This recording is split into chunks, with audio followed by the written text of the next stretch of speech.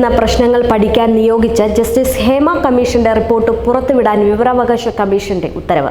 Report സമർപ്പിച്ച് 5 വർഷത്തിന് ശേഷമാണ് ഇപ്പോൾ ഉത്തരവ് വന്നിരിക്കുന്നത്. വിലക്കപ്പെട്ട വിവരമൊഴിച്ച് മറ്റൊന്നും മറച്ചു വെക്കരുത് എന്നും വിവരാവകാശ കമ്മീഷൻ ഡോക്ടർ എ അബ്ദുൽ ഹക്കീമിന്റെ ഉത്തരവിൽ വ്യക്തമാക്കുന്നുണ്ട്. 2017 നടിക്കെതിരെ നടന്ന ലൈംഗികാതിക്രമ കേസുമായി ബന്ധപ്പെട്ട് മലയാള സിനിമയിൽ സ്ത്രീകൾ നേരിടുന്ന പ്രശ്നങ്ങൾ വലിയ രീതിയിൽ ചർച്ചയായിരുന്നു. ഇതിനെ തുടർന്നാണ് ഇത്തരം പ്രശ്നങ്ങൾ മുഖ്യധാരയിലേക്ക് കൊണ്ടുവരുന്നതിനും അതിന്റെ പരിഹാരം കാണുന്നതിനും വേണ്ടി പാർവതി തിരുവോത്ത്, റിമ കലിങ്കൽ, ഗീതു മോഹൻദാസ്, രമ്യ നമ്പീശൻ, പത്മപ്രിയ, ബീന പോൾ തുടങ്ങിയവരുടെ നേതൃത്വത്തിൽ വുമൻ ഇൻ സിനിമ കളക്റ്റീവ് അഥവാ WCC രൂപീകരിക്കുന്നത്. സിനിമാ മേഖലയിൽ സ്ത്രീകൾ നേരിടുന്ന വിവേചനത്തെക്കുറിച്ച് പഠിക്കാൻ ഒരു പാനലിനെ നിയോഗിക്കണമെന്ന് WCCയുടെ നിർദ്ദേശത്തെ തുടർന്നാണ് അന്നത്തെ ഇടതുപക്ഷ സർക്കാർ 2017 ജൂലൈയിൽ ജസ്റ്റിസ് ഹേമ അധ്യക്ഷയായും മുൻ ബ്യൂറോക്രാറ്റ് KB വത്സലകുമാരിയെയും നടി ശാരദയും അംഗങ്ങളായ 3 അംഗ കമ്മീഷനെ സർക്കാർ രൂപീകരിക്കുന്നത്. ഇന്ത്യയിൽ ആദ്യമായിട്ടാണ് സിനിമാ മേഖലയിലെ പ്രശ്നങ്ങൾ പഠിക്കാനായി ഒരു കമ്മീഷനെ നിയമിക്കുന്നത്. വ്യക്തിഗത വിവരങ്ങൾ മറച്ചുവെക്കണമെന്ന വ്യവസ്ഥയിൽ മലയാള സിനിമയിൽ പ്രവർത്തിക്കുന്ന നിരവധി സ്ത്രീകളാണ് സെറ്റിൽ നേരിടേണ്ടി വന്ന പീഡനത്തെക്കുറിച്ചും കാസ്റ്റിംഗ് കൗച്ച് അടക്കമുള്ള കുറ്റകൃത്യങ്ങളെക്കുറിച്ചുമുള്ള ഞെട്ടിക്കുന്ന വിവരങ്ങൾ ഹേമ കമ്മീഷന് മുന്നിൽ പങ്കുവച്ചത്.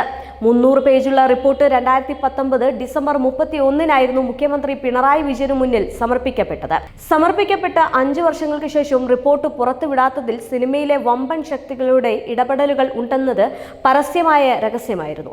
ഇപ്പോൾ ഹേമ കമ്മീഷൻ റിപ്പോർട്ട് പുറത്തുവിടണമെന്ന് വിവരാവകാശ കമ്മീഷൻ ഉത്തരവ് വന്നതുകൊണ്ട് തന്നെ മലയാള സിനിമയിലെ പല പ്രമുഖരും വലയിലാക്കുമെന്ന കാര്യം ഉറപ്പാണ്. സിനിമാ സെറ്റുകളിലെ ലൈംഗികാതിക്രമം തടയുന്നതിനും സ്ത്രീകൾക്കെതിരെയുള്ള മറ്റ് വിവേചനങ്ങൾ ഇല്ലാതാക്കുന്നതിനും വേണ്ടി സിനിമാ സെറ്റുകളിൽ ഇന്റേണൽ കംപ്ലൈന്റ് കമ്മിറ്റിയായിരുന്നു കൊണ്ടുവന്നത്.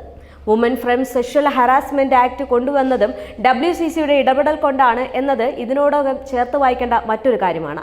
റിപ്പോർട്ട് പുറത്തുവിടാത്തതിനെതിരെ WCC അടക്കമുള്ള സംഘടനകൾ രംഗത്ത് വന്നിരുന്നു.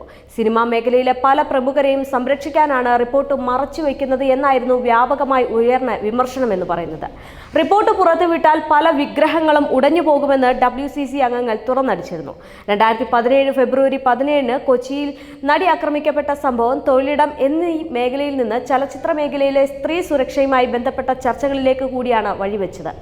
അതേസമയം ജസ്റ്റിസ് ഹേമ കമ്മീഷൻ റിപ്പോർട്ട് രൂപീകരിക്കുന്നതിന് വേണ്ടി ഒരുപാട് പേർ തങ്ങൾ കടന്നുപോയ ദുരവസ്ഥയെക്കുറിച്ച് വിശദമായി സംസാരിച്ചിരുന്നു. ഈ നിർണായകമായ റിപ്പോർട്ട് തങ്ങളുടെ തൊഴിലിടം സുരക്ഷിതമാക്കാൻ കഴിയുന്ന നിയമം കൊണ്ടുവരാനായി ഉപയോഗിക്കാവൂ എന്നാണ് പറഞ്ഞിരുന്നത്.